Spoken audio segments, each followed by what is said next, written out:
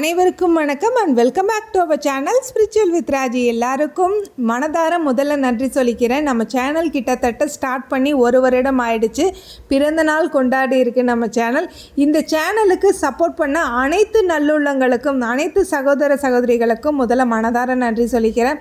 உங்களோட சப்போர்ட் மட்டும் இல்லைன்னா கண்டிப்பாக என்னால் இந்த அளவுக்கு வந்திருக்க முடியாது. நான் 10,000 சப்ஸ்கிரைபர்ஸ் ஓரளவுக்கு ரீச் பண்ணலான்னு நினச்சேன். பரவாயில்ல, இந்த அளவுக்கு என் கூட பயணம் செய்த அனைத்து நல்லுள்ளங்களுக்கும் மனதார நன்றிகள் சொல்லிக்கிறேன். வாங்க வீடியோக்குள்ளே போகலாம். இன்றைக்கி பார்த்தீங்கன்னா ஆடி ஸ்பெஷல். ரொம்ப தடபுடலாக பரபரப்பாக எல்லோரும் வேலை பார்த்துருப்பீங்கன்னு நினைக்கிறேன். ஆனால் நான் அப்படி பார்க்க மாட்டேன். ஏன் அப்படின்னா, நிறைய பெண்களுக்கு இருக்கிற வேலை என்ன தெரியுமா, எல்லாத்தையும் ஒட்டு மொத்தமும் ஒரே நேரத்தில் முடிக்கிறது. இப்போ ஆடி பிறக்க போதுன்னு வச்சுக்கோங்களேன், வியாழக்கிழமை போட்டு அந்த ஒற்றை அடிக்கிறதுலேருந்து வீடை பெருக்கிறதுலேருந்து எல்லா வேலையும் ஒரே மாதிரி ஒரே நேரத்தில் முடிக்கணும்னு நினைக்கிறது. ஒரே நாளே டயர்டும் ஆகுறது. அடுத்த 3 நாள் என்ன ஆகும், உடம்பு ரொம்ப பெயினாக, நம்ம எதுக்காக செஞ்சோம், ஒரு பாசிட்டிவிட்டிக்காக செஞ்சோமே அப்படின்றதே மறந்துடுறோம் இல்லையா. இன்றைக்கி வீடியோ பார்த்தீங்கன்னா என்னோடய வேலைகள் நான் எப்படி பார்க்குறேன், எப்படி வேலைகளை ஈஸியாக பார்க்கலான்றதுக்கு ஒரு சில டிப்ஸும் பார்க்கலாம். இந்த வீடியோ ரொம்ப இன்ட்ரெஸ்டிங்காக இருக்கும். வாங்க வீடியோக்குள்ளே போகலாம்.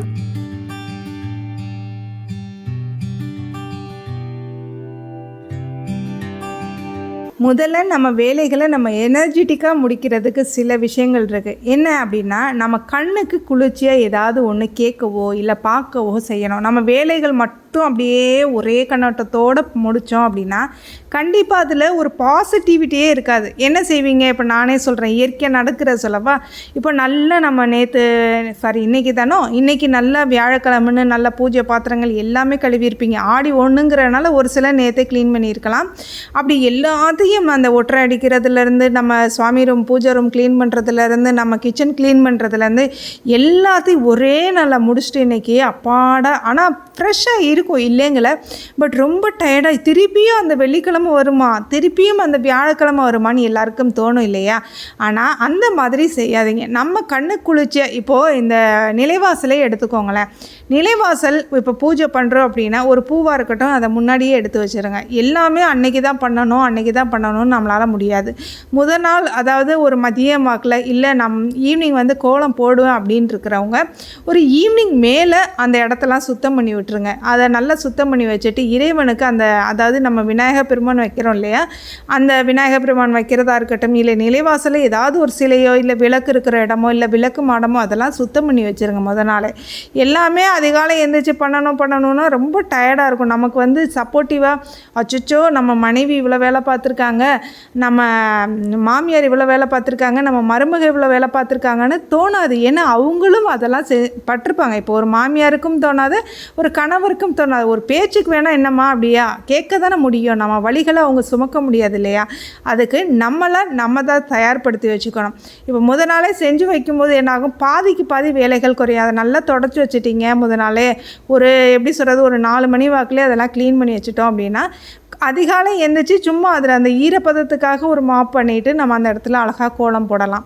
இப்போ நாளைக்கு தேவையான பூக்களை ஒரு சின்ன பாக்ஸில் எடுத்து வச்சுட்டு நம்ம அதுக்குன்னு, அதாவது பெரிய ஸ்டோரேஜாக அதை மொத்தமாக வாங்குகிற பூக்கள் வைக்காமல் அதுக்குன்னு நாளைக்கு எவ்வளோ தேவைப்படுமோ அவ்வளோ பூக்களை நம்ம எடுத்து வச்சுக்கிட்டோம் அப்படின்னா அந்த பூஜைக்கு சரியாக இருக்கும். டக்குன்னு நம்ம பூஜை பண்ணிவிட்டு அந்த பாக்ஸை லைட்ஸாக அலசி வச்சுட்டோம் அப்படின்னா மறுநாளைக்கு நம்ம அதே மாதிரி ஸ்கெடியூல் பண்ணிக்கலாம். அதே மாதிரி பார்த்திங்கன்னா, நான் கிச்சன்லேயோ இல்லை நம்மளோட ஹால்லையோ எங்கே நான் வேலை பார்த்தாலும் எனக்கு சாட்டிஸ்ஃபைடாக இருக்கா அப்படின்னு மட்டும்தான் யோசிப்பேன்.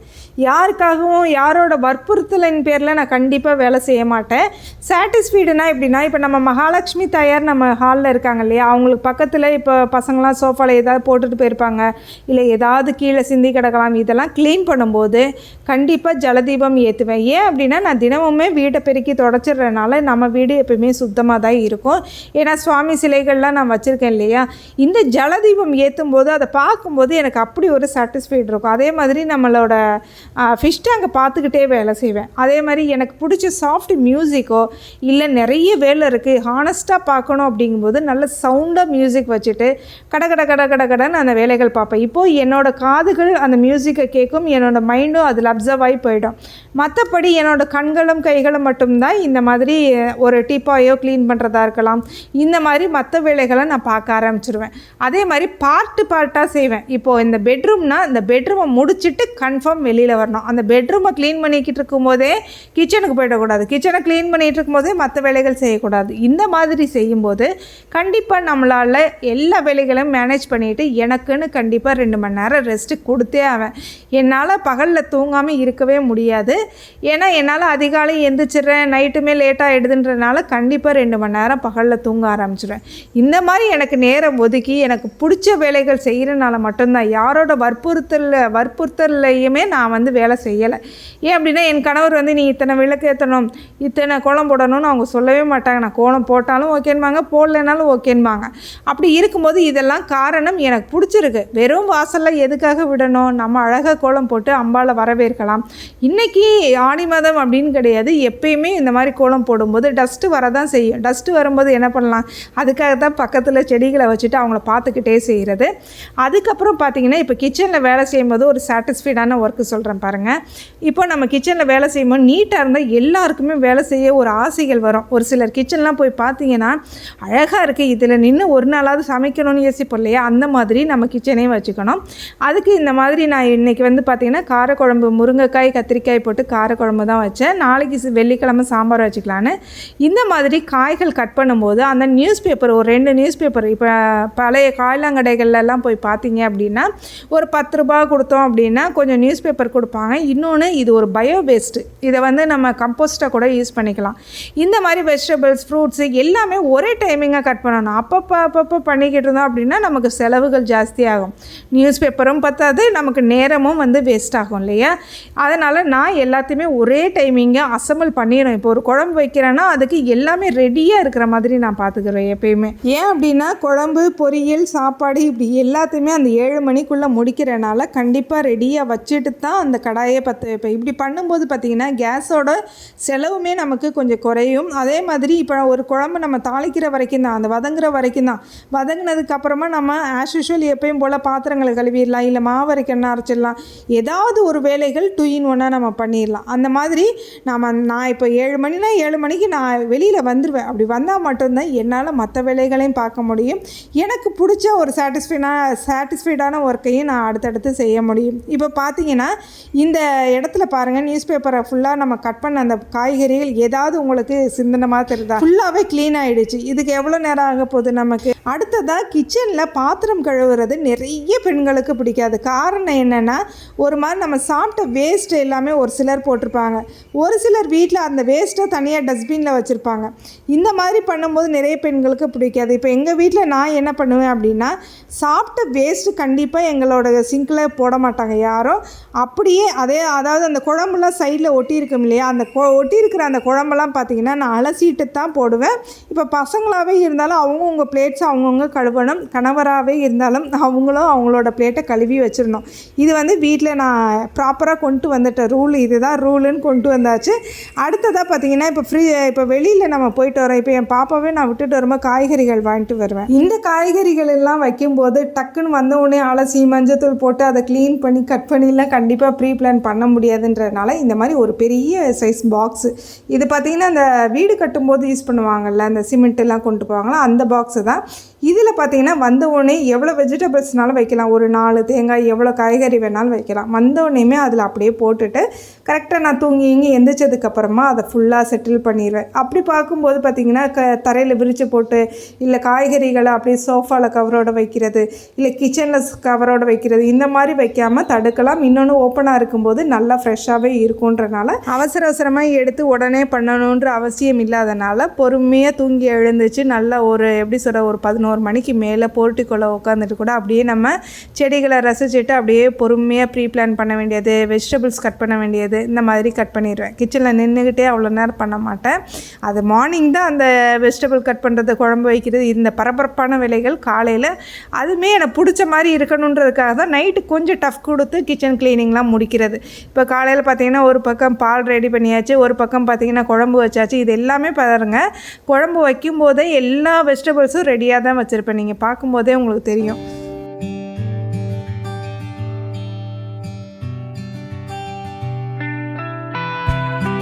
அப்படியே குழம்பு எல்லாமே ரெடி ஆயாச்சு. இப்போ திருப்பி பிரம்ம முகூர்த்த பூஜையை பார்த்துடலாம்.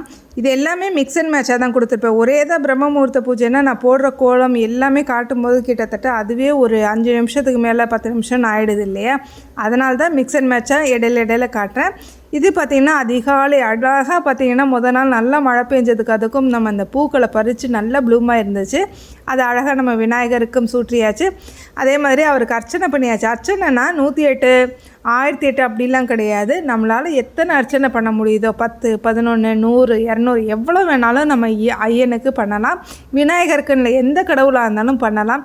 இப்போ பாருங்கள் நம்ம நிலைவாசல் எவ்வளோ ஒரு அழகாக மங்களகரமாக அப்படியே ஜகஜோதியாக இருக்குது. இதெல்லாம் எப்படி க்ளீன் பண்ணுறேன், எப்படி மெயின்டைன் பண்ணுறது அடுத்தடுத்த வீடியோக்களில் இனிமேல் க்ளீனிங் வீடியோவும் நான் போடலான் இருக்கேன். ஏன்னா உங்களுக்கு ஒரு ஐடியா கிடைக்கும்ல. இதை ஒரு சிஸ்டர் கேட்டிருந்தீங்க, கோலமாவு எப்படி உள்ளே வந்துடாதா, அது அன்ஈவனாக இருக்காதா அப்படின்னு கேட்டிங்க இல்லையா.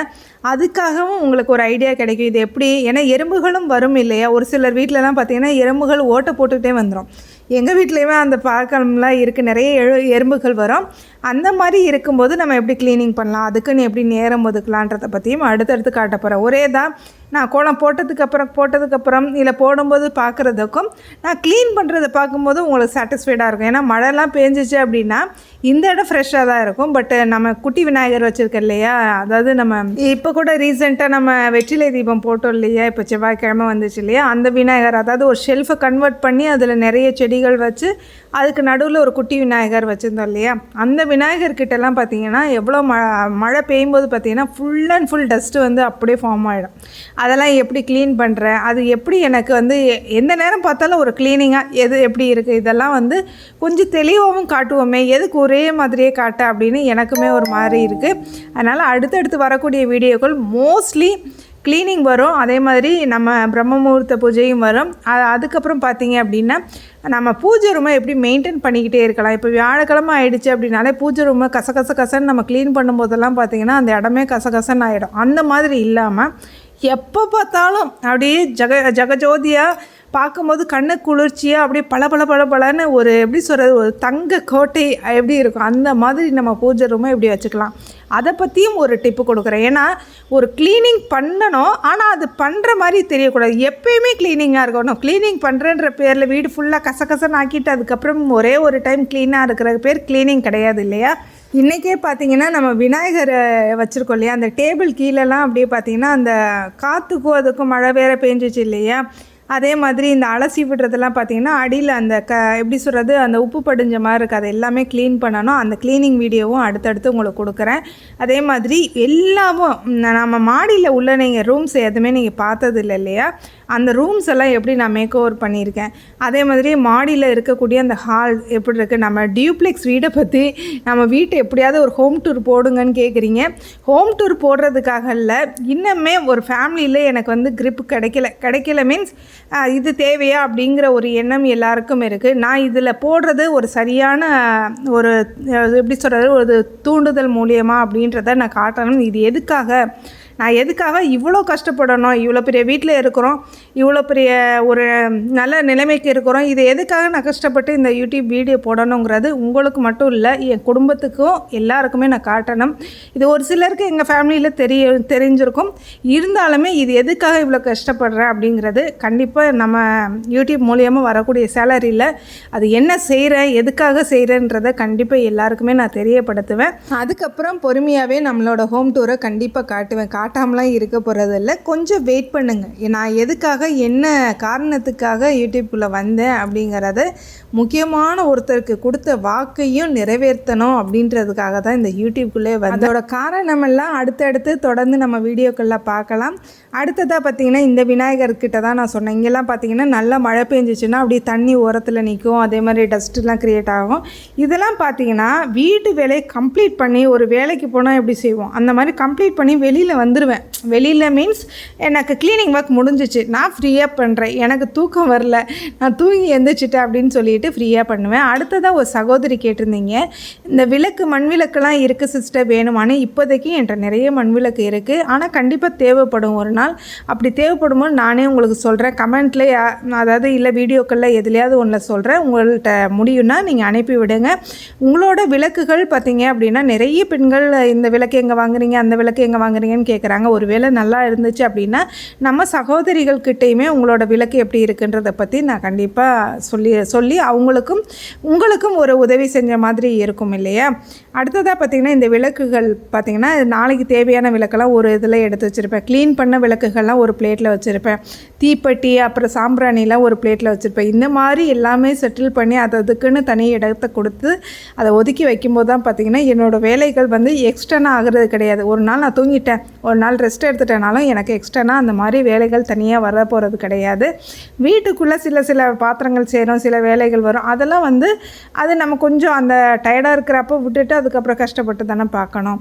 அதுக்கப்புறம் பார்த்திங்கன்னா இது செவ்வாய்க்கிழமை வெற்றிலை தீபம் முருகப்பெருமானுக்காக இந்த இடத்துல தான் போட்டேன்.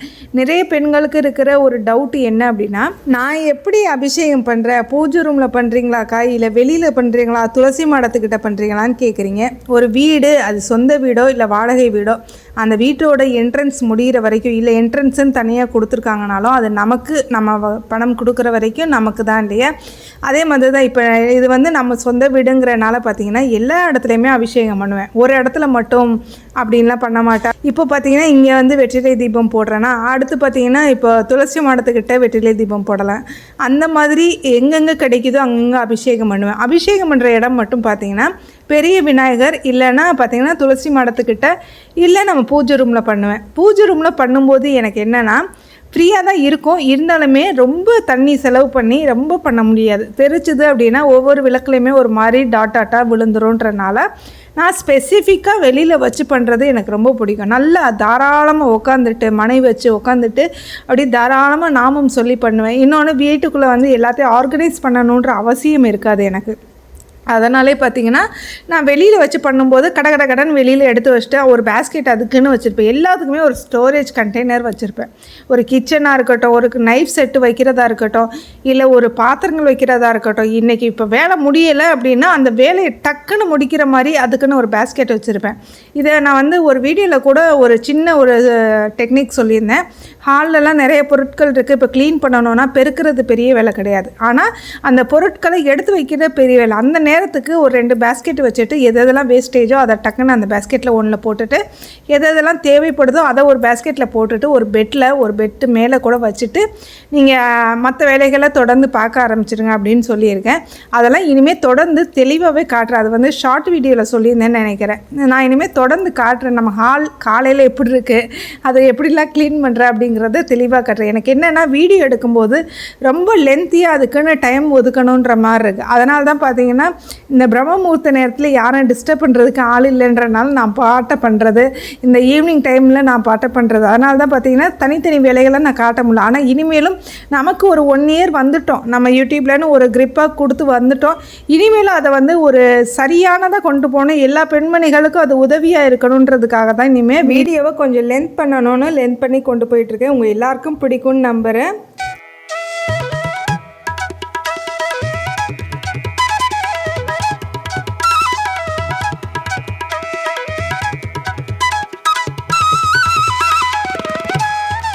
இன்றைக்கி ஆடி மாதம் 1ஆம் தேதின்றனால அம்பாளுக்கு அதே மாதிரி கணையம் வச்சு அதில் நன்னீர் நிரப்பி 10 ரூபாய் காயின், லெமனு, வெற்றிலை, வேப்பிலை, மாவிலை, அதுக்கப்புறம் ஜவ்வாது, அதுக்கப்புறம் மஞ்சள் கிழங்கு, இது எல்லாமே நறுமண பொருட்கள்லாம் போட்டு நல்ல கமன்னு வாசலை திறந்த உடனேயும் அம்பாள் நிற்கிற மாதிரி, அம்பாள் அமர்ந்த மாதிரி எல்லாமே போட்டு வேப்பிலையும் வச்சு அதில் தாயாருக்குன்னு தனி இடம் கொடுத்தாச்சு. இது வந்து டெமோ வீடியோ தான் இப்போதைக்கு அப்படியே காட்டியிருக்கேன். நாளைக்கு ஸ்பெஷலாக இருக்கும், நாளைக்கும் மறக்காமல் பாருங்கள். இந்த வீடியோ எண்டுக்கு வந்துட்டோம். இந்த வீடியோ உங்களுக்கு பிடிச்சிருக்குன்னு நினைக்கிறேன். மறந்துடாதீங்க, மறக்காமல் கமெண்ட் பண்ணிடுங்க. தேங்க்யூ ஃபார் வாட்சிங்.